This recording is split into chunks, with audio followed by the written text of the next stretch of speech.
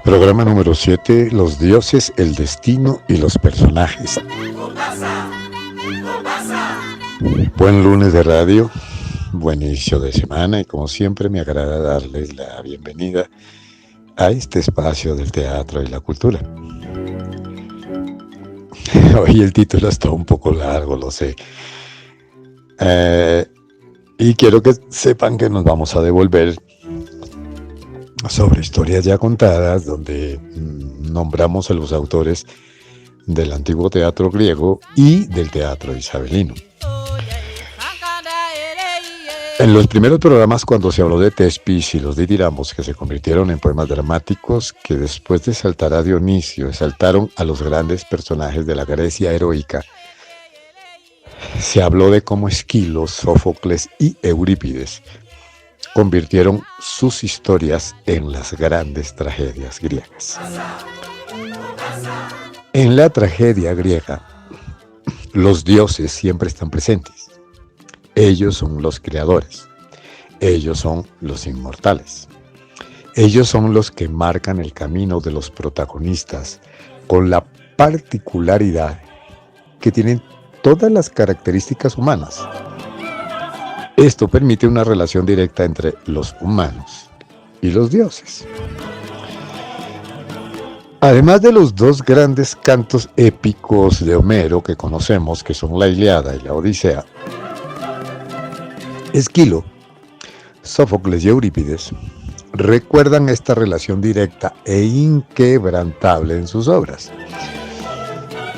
Nuestra historia de hoy tiene que ver con que en la tragedia antigua el conflicto principal se da entre lo humano y lo divino. El hombre se enfrenta al destino marcado por los dioses y esto desencadena los hechos trágicos que incluyen la muerte o muchas muertes. Sigamos entonces con nuestra historia de hoy y empecemos con nuestros primeros personajes. Agamenón, Electra, Orestes. Personajes trágicos que hacen parte de la Orestiada, la trilogía de Esquilo. Estos personajes siguen una línea de desgracia trazada por la prepotencia del gran rey guerrero Agamenón. Él ha convencido a todos los reyes y príncipes de la península y las islas griegas para unirse y enfrentar a la poderosa Troya. Él confiaba en una victoria rápida y en un regreso lleno de honores y de gloria. Pero el destino le juega una mala pasada y la ausencia de viento no le permite que las naves emprendan el camino a las costas troyanas. Y aquí se inicia el conflicto. Agamenón no está dispuesto a aceptar esa situación y recurre a los famosos oráculos. Estos eran famosísimos en la antigüedad. Lo usaban montones para evadir o cambiar los momentos difíciles, o encontrar salidas, o lograr lo que se quería. Discúlpenmelo por ir de la comparación, pero era como recurrir a alguien con mucha influencia con los dioses. El sacerdote del oráculo le pide a su hija mayor para resolver el problema. Claro, al aceptar a Agamenón, él sella la tragedia de toda su descendencia e incluso de casi todos sus acompañantes en la guerra. Eso sí se nota fácil en la Ilíada y en la Odisea. En la ficción de las obras de Esquilo, Clitemnestra, la esposa de Agamenón, es una mujer vengativa, infiel y además asesina. Históricamente, Clitemnestra ya es una gran reina, poderosa y muy rica, y se casa con Agamenón, uniendo dos grandes territorios, convirtiéndolo en el más importante militar de su época. Por supuesto, ella jamás acepta la excusa que el sacrificio que su esposo hace con su hija es por el ejército griego. Entonces continúa la línea trágica.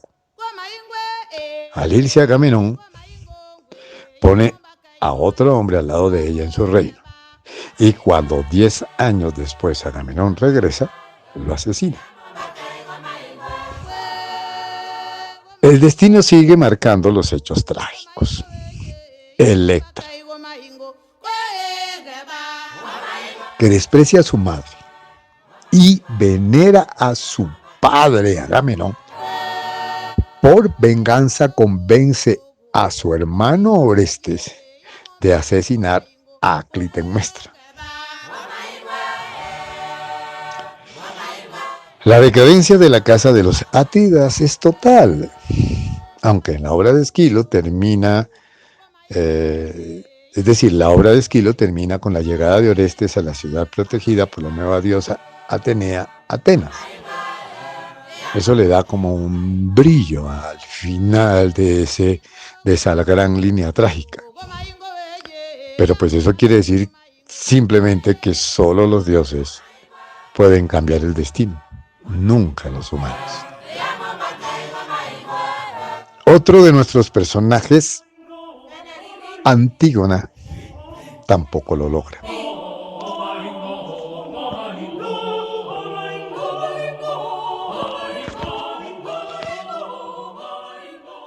Aunque ella realmente nunca se opone a los dioses. La verdad, ella estaba defendiendo una ley divina, oponiéndose a un mandato de su tío, el rey, que prohibía la sepultura de uno de sus hermanos.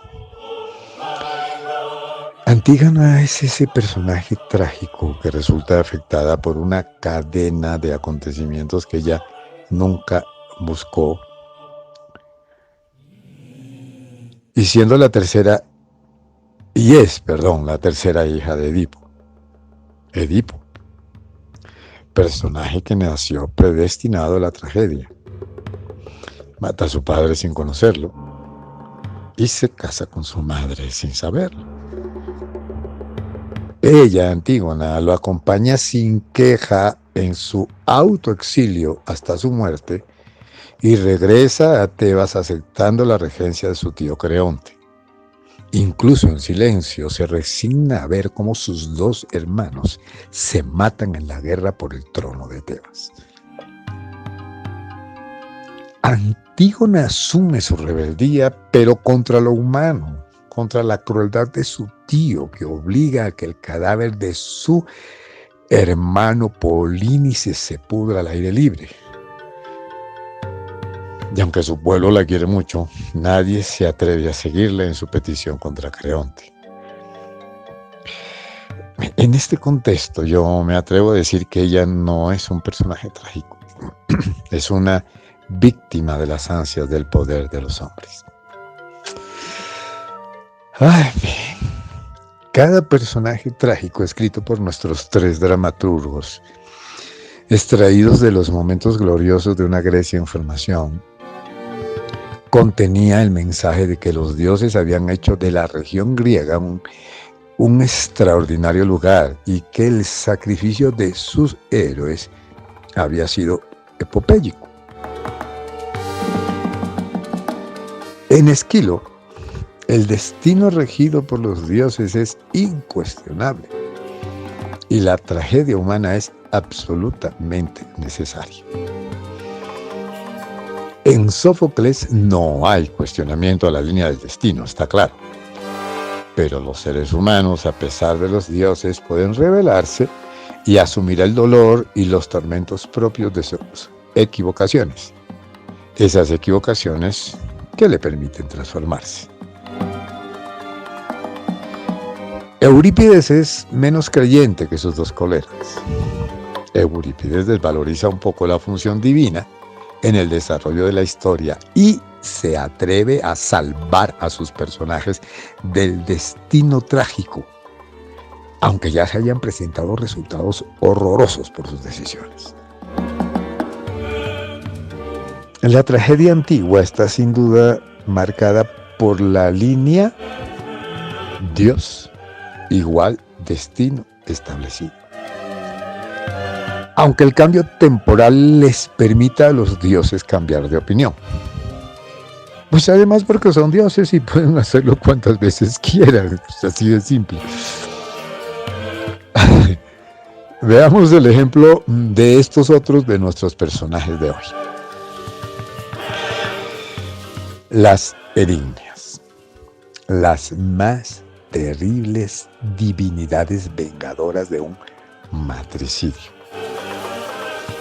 Personajes creados por los dioses para perseguir y destruir a todo aquel que quitara la vida a su madre. Exigen justicia divina ante el asesinato de Clitemnestra por Oreste su hijo, y lo persiguen sin clemencia, a pesar de la protección que le daba Apolo y Atenea. Es Atenea quien convence a los dioses y a Zeus de cambiar esa ley, razón por la cual las Erinias se quedan sin oficio. Entonces, ¿qué hacen? Son convertidas en las Euménides. Fantástico. De divinidades vengadoras y crueles, se convierten en divinidades festivas de Atenas.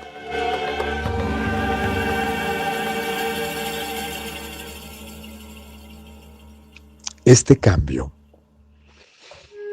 en el hecho trágico de ser asesino de su madre y no ser castigado, representa en la figura de Orestes un hombre pro-ateniense el gran cambio político y social de pasar del matriarcado al patriarcado. Casi nada.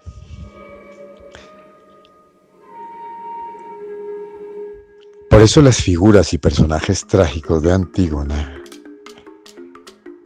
que debió ser la reina de Tebas después de la muerte de sus hermanos, Clitemnestra, que no tenía por qué aceptar el sacrificio de su hija por los caprichos de un hombre que era menos poderoso que ella, y Medea, de quien no hablamos, pero que era princesa y sacerdotisa, y que enamorada decidió asumir su propio destino apoyando a un hombre que después la traicionó, fueron y son personajes controversiales que, vistos con otros ojos, representan ese poder del matriarcado en la tragedia antigua.